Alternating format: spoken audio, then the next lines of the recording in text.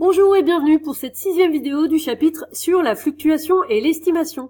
Dans cette vidéo, nous allons appliquer l'intervalle de confiance avec un sondage, un vrai sondage qui a été réalisé pour l'élection présidentielle en 2017.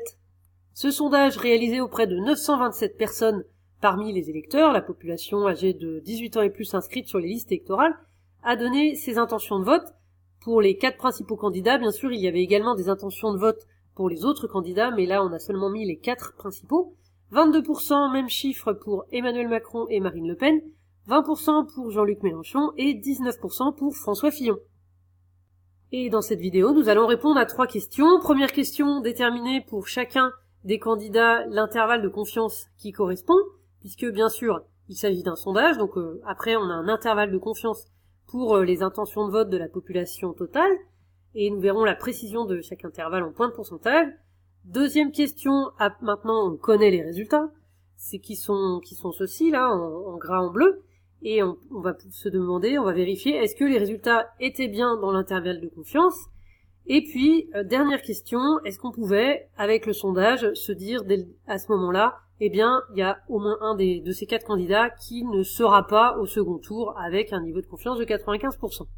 Bien sûr, vous pouvez faire une pause pour cette vidéo et essayer de répondre vous-même à ces questions. Allons-y pour la première question. Ici, donc, nous devons déterminer l'intervalle de confiance. Pour cela, nous avons besoin de la fréquence petit f et de petit n, la taille de l'échantillon. Ici, la taille de l'échantillon, c'est 927, puisqu'on a interrogé 927 personnes. Alors, commençons par Emmanuel Macron, Marine Le Pen, puisque la fréquence est la même, le pourcentage est le même, ce sera évidemment le même intervalle de confiance. Donc ici, petit f, c'est 0,22, puisqu'on a trouvé 22% d'intention de vote. Donc, l'intervalle de confiance au seuil de 95% est le suivant, f moins 1 sur racine de n, donc 0,22 moins 1 sur racine de 927, et f plus 1 sur racine de n. On obtient ces valeurs, 0,187 et 0,253, ce qui veut dire qu'on peut estimer l'intention de vote pour chacun des deux entre 18,7% et 25,3%. On fait exactement le même type de calcul avec les 2 autres candidats. Pour Jean-Luc Mélenchon, la fréquence, c'est 0,2 puisque il y a 20% d'intention de vote. On fait le calcul et on trouve entre 16,7% et 23,3%. Et puis pour François Fillon, ici la fréquence, c'est 0,19. On trouve entre 15,7% et 22,3%. Petite question à la fin de cette première question. Quelle est la précision de chaque intervalle? La précision de chaque intervalle, c'est-à-dire l'amplitude, c'est-à-dire la valeur supérieure moins la valeur inférieure. Donc là, j'ai mis en point de pourcentage. Donc à chaque fois, c'est la même en fait. L'intervalle a la même taille, puisque c'est la même valeur, la même taille de l'échantillon. Donc, quand on fait 25,3 moins 18,7, 23,3 moins 16,7, 22,3 moins 15,7, on trouve à chaque fois 6,6. Donc en point de pourcentage, la précision est de 6,6. La deuxième question, elle est assez rapide, donc voilà les résultats précis, les vrais résultats que l'on connaît évidemment seulement après l'élection. Donc ces résultats sont-ils dans les intervalles qui avaient été trouvés précédemment? Eh bien 24,01 c'est bien entre 18,7 et 25,3, 21,3 aussi, 20,58 c'est bien entre 15,7 et 22,3, et puis 19,58 c'est bien entre 16,7 et 23,3, donc la réponse est simple, la réponse est oui pour les 4. Il faut dire que les intervalles sont quand même assez grands, et forcément ça n'est pas très précis. Pour avoir des intervalles plus petits et donc une meilleure précision, il faut interroger plus de personnes. Mais évidemment, avant une élection présidentielle, on n'a pas beaucoup de temps et on veut faire plein de sondages, donc on interroge en général au maximum 1000 personnes.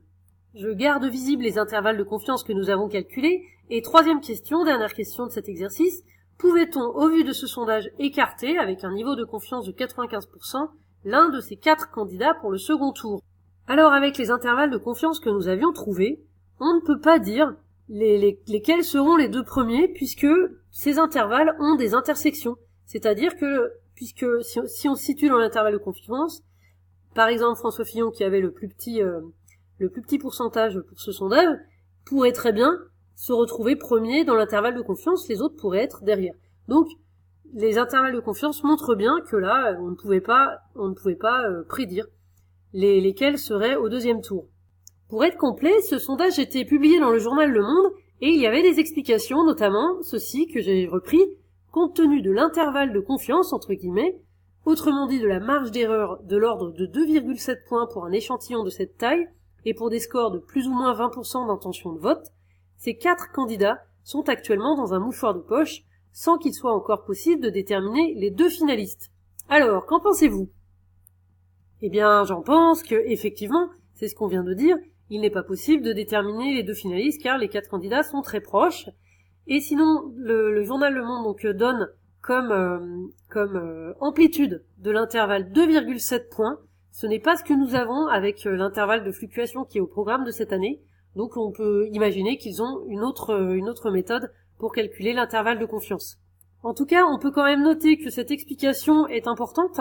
Et j'ai mis en remarque que beaucoup de journalistes ne prennent pas autant de précautions et donnent seulement les résultats des sondages sans préciser qu'il y a une marge d'erreur, qu'il y a un intervalle de confiance.